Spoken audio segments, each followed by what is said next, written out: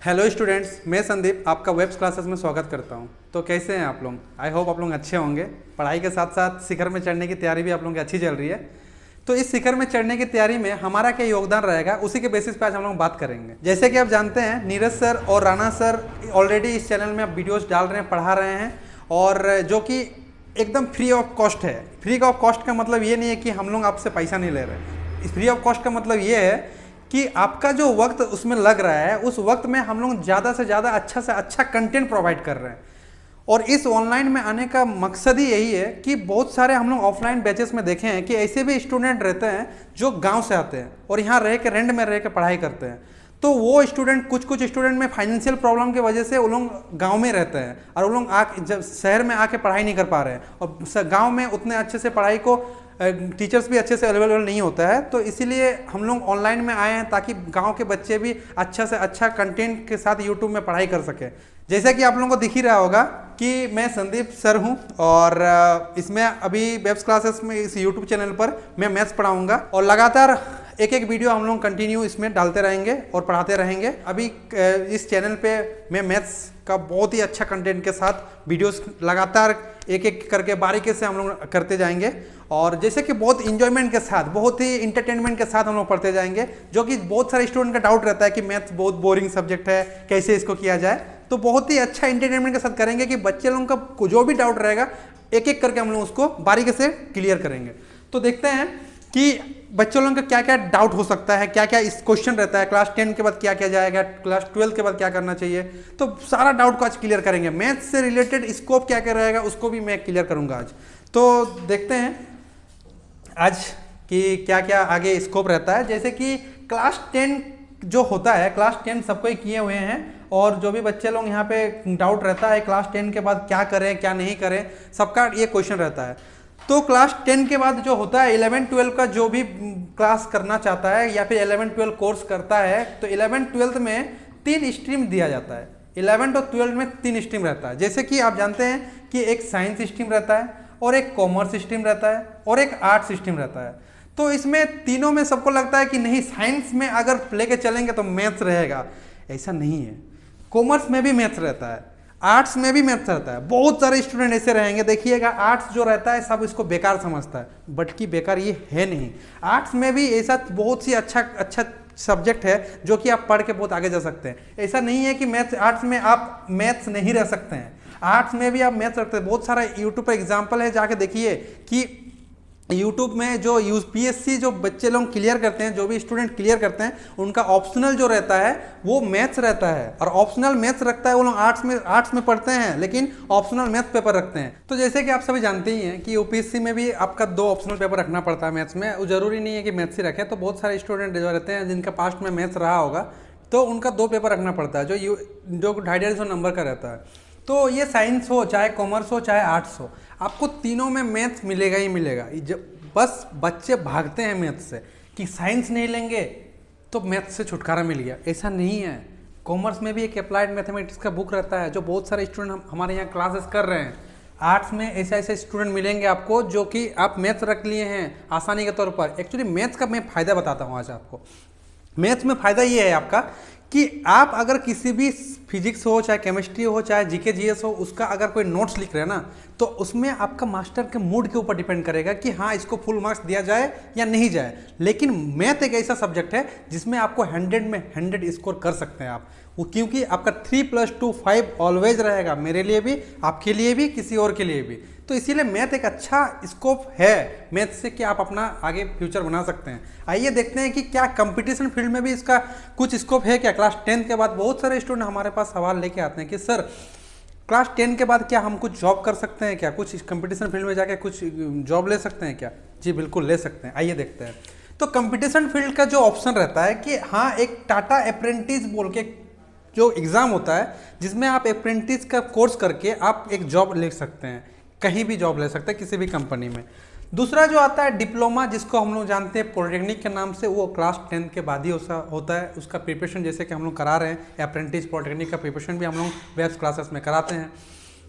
इसका स्कोप क्या है कि क्लास 10 के बाद ये सारा कोर्स कर लिया आप, अब उसमें आपको जॉब आपका श्योर है। तीसरा चीज़ जो है जनरल कंपटीशन। बहुत सारे बच्चे सोचते हैं कि सर क्लास 10 के बाद जनरल कंपटीशन का प्रिपरेशन हो सकता है। जी बिल्कुल हो सकता है। क्यों? क्योंकि क्लास 10 के बाद आपका एसएससी में एमटीएस बोल के एक एग्ज़ाम होता है। रेलवे में सारा एग्ज़ाम जो क्लास से 10 के बाद होता है, जो ग्रुप डी लेवल का होता है, वो सारा आपका मैथ्स मिलेगा ही मिलेगा, उसमें मैथ्स कहीं छूटेगा नहीं। तो आगे देखते हैं कि क्लास 10 के बाद तो ये सब देख ही लिए हैं। अब आगे आते हैं क्लास 12 के बाद, देखते हैं उसमें क्या क्या स्कोप मिलता है। साथ में रह सकते हैं। वाई मैथमेटिक्स, अब देखते हैं कि वाई मैथमेटिक्स ही क्यों आफ्टर क्लास 12 के बाद, 10, 11, 12 के बाद। तो देखिए क्लास यहाँ पे लिखा हुआ है कि क्लास जो है 11, 12 के बाद हम लोग मैथ्स क्यों लें। आइए देखते हैं और बहुत बारीकी से जानेंगे इस चीज़ को। क्लास 11 और 12 में अगर आप साइंस ले लिए हैं, आप क्लास 11 और 12 के बाद आप अगर साइंस ले लिए हैं, उसमें क्या स्कोप है कि आप एक इंजीनियरिंग फील्ड में जा सकते हैं। क्लास 11 12 के बाद आप गवर्नमेंट जॉब में के फील्ड में जा सकते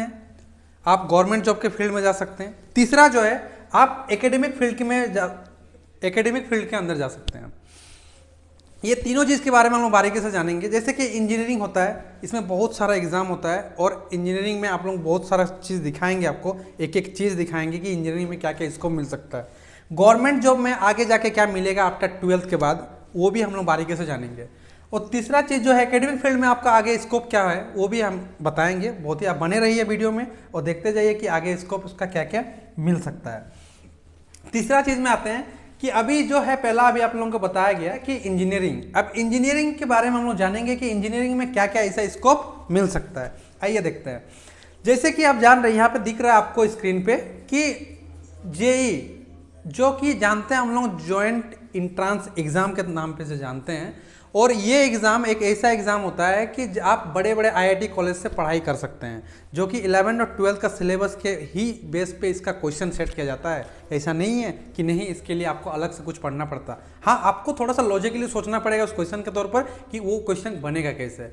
हम लोग यहाँ पे जो 11 12 का पढ़ाई करते हैं वो थ्योरी बेस करते हैं, लेकिन वहाँ पे आपको लॉजिकली बेस सॉल्व करना आना चाहिए, कम समय में आपको सॉल्व करने आना चाहिए। ऐसा तो सबको स्टूडेंट बना लेंगे कि हाँ एक क्वेश्चन दिया रहेगा मैट्रिक्स का, ट्रिग्नोमेट्री का, और उसको आप आधा घंटा लेके बना रहे हैं, लेकिन आधा घंटा में वहाँ पे टाइम नहीं मिलेगा, आपका आधा घंटा का पेपर ही रहेगा कम से कम। तो उसमें दिक्कतें आ जाती है। उसमें लॉजिकली बेस हम लोग पढ़ाएंगे, सारा चीज़ कराएंगे। कोई भी एग्जाम से पहले हम लोग एक प्रैक्टिस बेस भी लेके आएंगे, जो कि हम लोग को सारे स्टाफ के साथ यहाँ पे दिखेंगे आपको। तो वो बात की बात है, एक एक बारीकी एक एक चीज़ हम लोग नया लेके आएंगे। आप लोग बने रहिएगा वीडियो में, चैनल में, तो बहुत ही ज़्यादा आप लोगों को इसमें सर्विस मिलेगा। आगे देखते हैं कि जेई जो होता है, जेई तो आपको पता ही है, आप लोग जो जेई आफ्टर 12 में जेई का जो एम बना कर रखे हैं।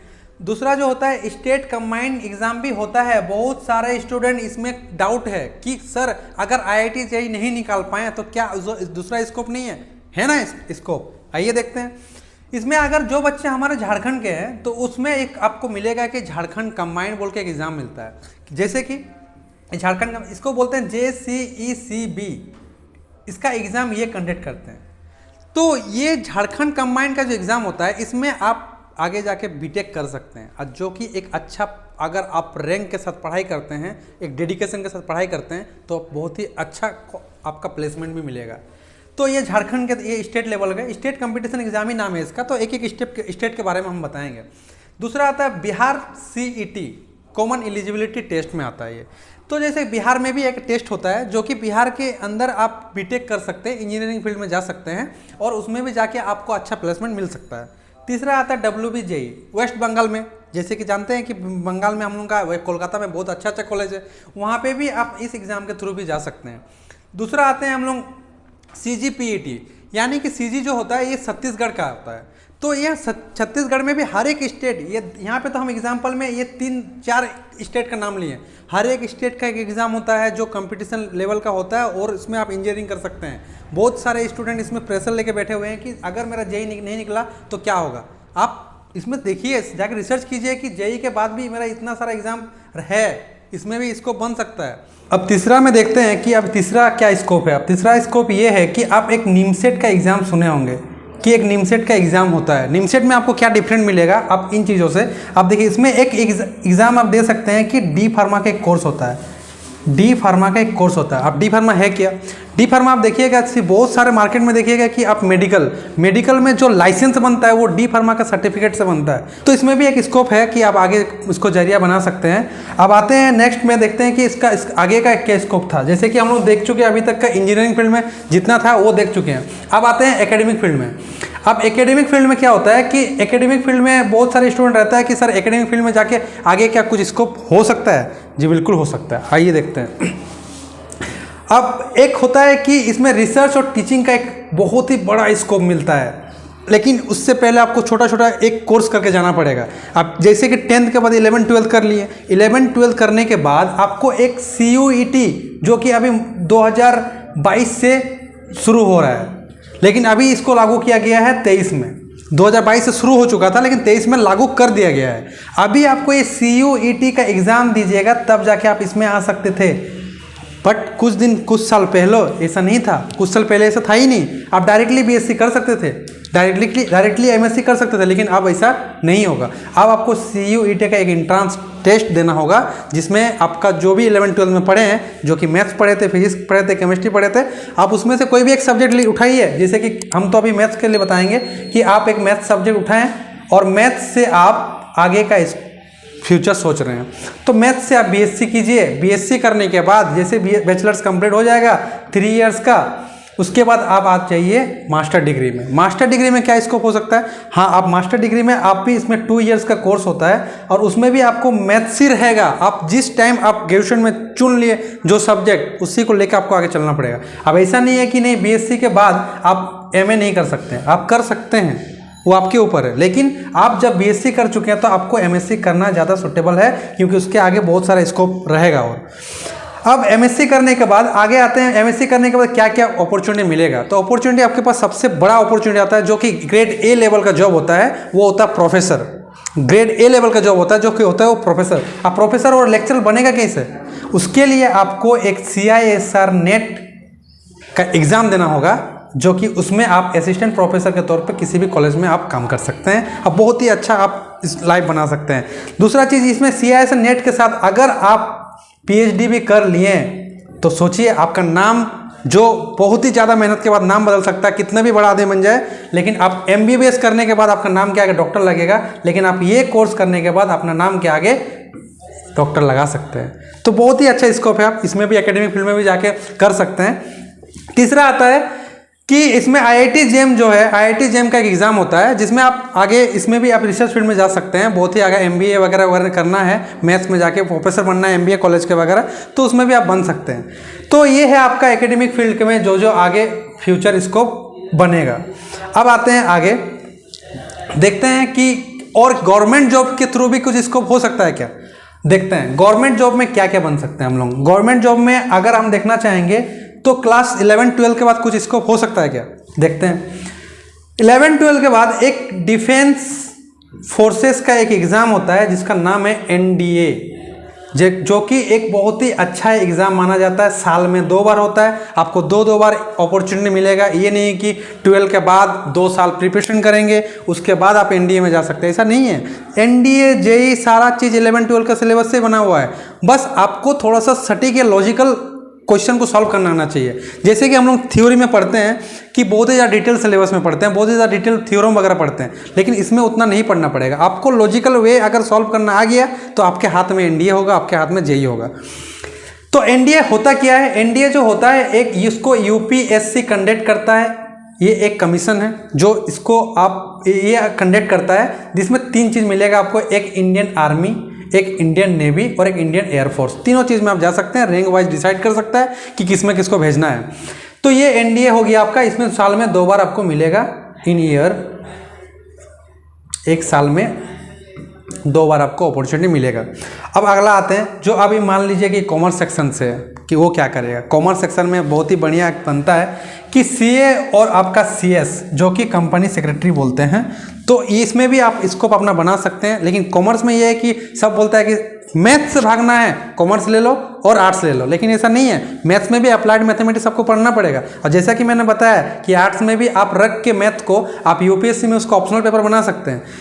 तो ये हो गया आपका कॉमर्स सेक्शन से थ्रू। अभी बात है कि 12th के बाद बहुत सारे स्टूडेंट ऐसे रहेंगे जो कि आगे पढ़ाई नहीं कर सकते हैं। फाइनेंशियली इशू हो सकता है, किसी का जॉब करना इशू हो सकता है, तो वो आगे पढ़ाई नहीं कर पाए। तो करेगा क्या? एसएससी लेवल का, जैसे कि मैंने बताया 10th लेवल में एमटीएस का एक जॉब होता है, तो एसएससी में 12th लेवल का एक होता है एग्जाम जो CHSL होता है। CHSL, इसमें भी आपका मैथ्स रहेगा, रीजनिंग रहेगा, इंग्लिश रहेगा, जीके जीएस रहेगा, जिसमें आपको अभी सिलेबस थोड़ा सा चेंज हुआ है, आप देख सकते हैं। उसके बारे में अभी बारीकी में अगर यूट्यूब में आप लोग कमेंट सेक्शन में लिखिएगा कि सर इसके बारे में भी एक वीडियो लेके आइए, तो हम लोग लेके आएंगे जरूर। आपका बस आप लोगों का जो भी डाउट रहेगा हम लोग बारीकी से उसको क्लियर करेंगे। अब आते हैं रेलवे में। रेलवे में भी 12th लेवल में एग्जाम होता है। 12th लेवल में जैसे कि NTPC होता है, NTPC ग्रेजुएशन लेवल में भी होता है, लेकिन 12th लेवल में भी कुछ कुछ क्लर्कियल पोस्ट रहता है जो कि आप उसमें भर सकते हैं। बैंकिंग सेक्टर जो होता है ये 12 के बाद नहीं मिलेगा। 12 में आपको बैंकिंग सेक्टर में जॉब नहीं मिल सकता। हालांकि आप ग्रेजुएशन जब कर लीजिएगा, ग्रेजुएशन करने के बाद आपको बैंकिंग सेक्टर में एक क्लर्कियल जॉब मिलेगा आपको, और एक PO का पोस्ट मिलेगा आपको। 2 जॉब मिलेगा जो कि बहुत ही अच्छा रहता है। बैंकिंग सेक्टर में आपका मैथ्स और रीजनिंग का इतना ज़्यादा वैल्यू डिमांड है कि आप बिना मैथ्स के आप बैंकिंग एग्जाम क्रैक कर ही नहीं सकते हैं। RRB में एक स्कोप है कि आप उसमें इंग्लिश छोड़ सकते हैं। एक रीजनल रूरल बैंक बोल के एक बैंकिंग का एग्जाम होता है जो RRB कंडक्ट करता है, उसमें आप इंग्लिश को छोड़ के मैथ और रीजनिंग के थ्रू ही एग्जाम निकाल सकते हैं। तो हर एक चीज़ का आप लोगों का कमेंट सेक्शन में मैं देखूंगा, उसके बाद ही मैं बता पाऊंगा क्या चीज़ का आपको रिक्वायरमेंट है, उसी के बेसिस पे अगला वीडियो हम लोग का रहेगा। अब आते हैं जैसे कि चौथा, UPSC। ये ग्रेजुएशन के बाद का बहुत सारा बच्चा का डिमांड रहता है, जैसे कि बिहार यूपी में जाकर देखिए कि बोलता है कि नहीं हमको UPSC करना है, IAS करना है। हम लोगों का 11-12 का बच्चा भी बोलता है कि सर UPSC करना है, क्या करना है उसके लिए बताइए। अब UPSC बात यह है कि UPSC में क्या मैथ रख के कुछ स्कोप नहीं हो सकता है। जैसा मैंने बताया है कि आप मैथ ऑनर्स से हैं तो भी चलेगा, केमिस्ट्री से हैं, फिजिक्स से हैं तो भी चलेगा, कॉमर्स सेक्शन से तो भी चलेगा। UPSC एक ऐसा एग्ज़ाम है, ना आपका कोई परसेंटेज देखता है, ना आपका किस फील्ड से आप पढ़े हैं वो देखेगा, ना किस बोर्ड से पढ़े वो देखेगा। इसको आप फॉर्म भरिए, फॉर्म भरने के बाद इसका जो एग्ज़ाम होता है उसको क्वालिफाई कीजिए और एक बन जाइए आप एक IAS ऑफिसर, IPS ऑफिसर, जो कि आप एक बहुत ही अच्छा रॉयल जॉब माना जाता है इसको। दूसरा चीज़ है स्टेट PCS। स्टेट PCS जैसे UPSC ऑल ओवर सेंट्रल के लिए होता है, स्टेट PCS होता है जो कि स्टेट लेवल में, जो कि आपका लास्ट पोस्ट होता है उसमें SDM का। और UPSC एक ऐसा रहता है कि हाँ आप डायरेक्ट SDM से शुरू कीजिएगा, DM बनेगा, DC बनेगा, DDC बनिएगा, सेक्रेटरीट पोस्ट में जा सकते हैं, चीफ सेक्रेटरीट बन सकते हैं, सेंट्रल लेवल में भी काम कर सकते हैं आप। जैसे कि PM का सेक्रेटरीट रहता है आपका अभी जो हम लोग का सुब्रमण्यम जी जो है वो अभी हमारे विदेश मंत्री जो हैं वो आप बहुत ही अच्छा है, आप जाके देखिएगा उनके बारे में सर्च करके, कितना टैलेंटेड इंसान है वो। तो ये होता है UPSC। अब जरूरी नहीं है कि UPSC के लिए करना है तो आप नॉर्मल पढ़ाई नहीं कर सकते हैं कि दिल तोड़ना ही पड़ेगा तब जाके UPSC होगा, ऐसा नहीं है। UPSC आप कर सकते हैं, बहुत सारे एग्जाम है, आप करिए, देखिए सारा चीज़ को बारीकी से आप जाके रिसर्च कीजिए जिस फील्ड में भी आपको जाना है। बहुत सारे स्टूडेंट का ये डाउट रहता है, इसीलिए मैंने आज इतना सारा चीज़ डाउट क्लियर करने का सोचा था। और इसी के साथ आज हम आज जो लेक्चर था या फिर जो टॉपिक था इसके बेसिस पे आज हम खत्म करते हैं। आप लोगों का जो भी डाउट रहेगा आप कमेंट सेक्शन में बताइएगा ज़रूर। और मैं हर एक बार अभी आपको बार एक ही चीज़ रिपीट कर रहा हूँ कि जो भी चीज़ हम लोग आपको प्रोवाइड कर रहे हैं एकदम फ्री ऑफ कॉस्ट कर रहे हैं, एकदम आप कल समय दीजिए, हम लोग कंटेंट देंगे। कंटेंट के साथ अच्छा से अच्छा मटेरियल के साथ हम लोग आपको साथ जुड़े हुए हैं और इसके साथ मेरा वीडियो लगातार एक एक करके बारीकी से आता रहेगा। अब लास्ट में इतना दूर बने रहने के लिए आपका बहुत बहुत थैंक्स, और जल्दी से जल्दी चैनल को सब्सक्राइब कीजिए, शेयर कीजिए, ताकि हर एक बच्चों को गांव तक ये वीडियो पहुंच सके और हमारा लेक्चर एक एक करके आता रहेगा। और आप जुड़े रहिए, आप लोगों का प्यार मिलते रहेगा तो हम लोग और आगे जाते रहेंगे। Thank you.